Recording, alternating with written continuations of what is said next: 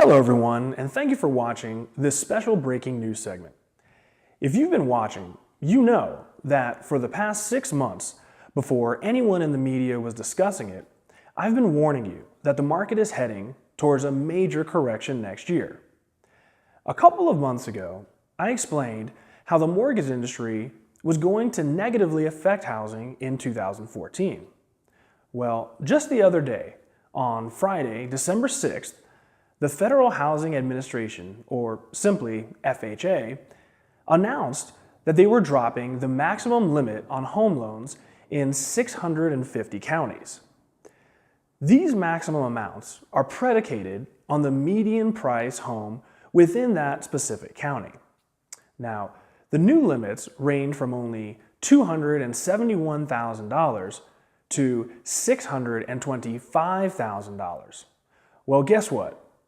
With only 3 weeks' notice, we in Clark County, which comprises of Las Vegas, North Las Vegas, Henderson, and Boulder City, will now be reduced from the current maximum of $400,000 to only $287,500. We only received about $16,000 more than Detroit, where many of their properties are, essentially worthless. Now, the reason I warned you guys 6 months ago about next year's market is because the FHA maximum loan limits were temporarily boosted back in 2008 to help stimulate the housing market. The limits were set to expire in 2011, but were extended through 2013. Now that Congress feels that the housing market has recovered, they're pulling away from this stimulus. Okay, so what does all of this actually mean? Well, from a topical standpoint, this means that a buyer who today can qualify for a $400,000 mortgage will only qualify for a $287,000 home in a few weeks. Now, obviously, as a buyer, this is potentially devastating. The reason I'm calling this video How FHA Killed the Las Vegas Housing Market is because while the rest of the country is recovering, we in Las Vegas have much different issues and underlying negative factors, such as an abnormally high unemployment rate. See, for the past 2 years, I've tried to illustrate that our housing recovery was completely manipulated by purposely restricting the supply chain. Now, this caused a housing shortage, and then basic economics took place. The problem is that the real winners here were wealthy investors and hedge funds who paid cash and essentially just drove the prices up. Now, this left the middle class completely disenfranchised. So here's the real problem we face. During the recession, so many of Las Vegas's middle class lost their homes due to short sales or foreclosures. Well, over the past couple of years, these people have gotten back on their feet and are beginning to re-enter the housing market. But herein lies the problem. Under the current guidelines, if a buyer has received a short sale or a foreclosure on their credit, they cannot obtain a conventional loan for 7 years.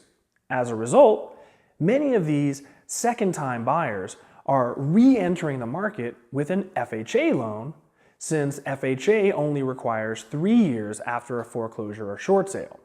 So, regardless of the buyer's ability to provide a substantial down payment, they either go FHA now or wait 4 more years and risk additional price increases to get a conventional loan.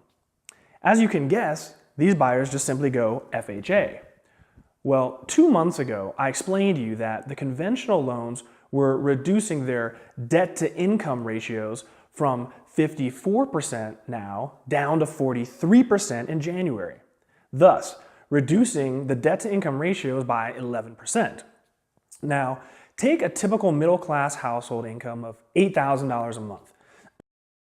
Under the new reduction, this buyer qualifies for about $900 less in January than they do today.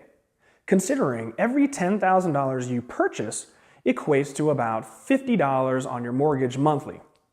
Now, this means that in a few weeks, the average middle-class family will now qualify for $170,000 less than they do today. Now, go ahead and wrap your head around that one for a second. Again, the average middle-class family just lost $170,000 of purchasing power. Well, when this was announced, we said, okay, well, worst case scenario, we can go with FHA loans since they didn't change their debt to income ratios. Well, guess what? We just got this stripped away as well. If you can see where I'm going now, you understand that nobody wins in this scenario. Buyers now have substantially less purchasing power. Mortgage insurance went through the roof this year and now never comes off these FHA loans. Recently, we just got hit with higher interest rates a few months ago. So all the way around, the mortgage industry just tanked on us. Well, don't forget that this gravely affects sellers as well. See, if buyers have less purchasing power, this means that many of the existing buyers can no longer afford to purchase certain homes. So guess who just got crushed? You guessed it. Sellers in the $300,000 to $400,000 price range. Now, according to Evergreen Home Loans, ding, product placement, about 45 to 55% of current mortgage applications are for FHA loans. So it's safe to say that between the lower debt-to-income ratios on conventional loans, reducing purchasing power by $170,000, and the $112,000 reduction to FHA loans, about half of the current potential buyers in the $300,000 to $400,000 price range just left the building. If those prices slide, everything else falls along with it. So what can you do as a buyer or seller about this now? Well, if you're a seller, the question is beyond easy. Don't wait for after the holidays to put your home on the market.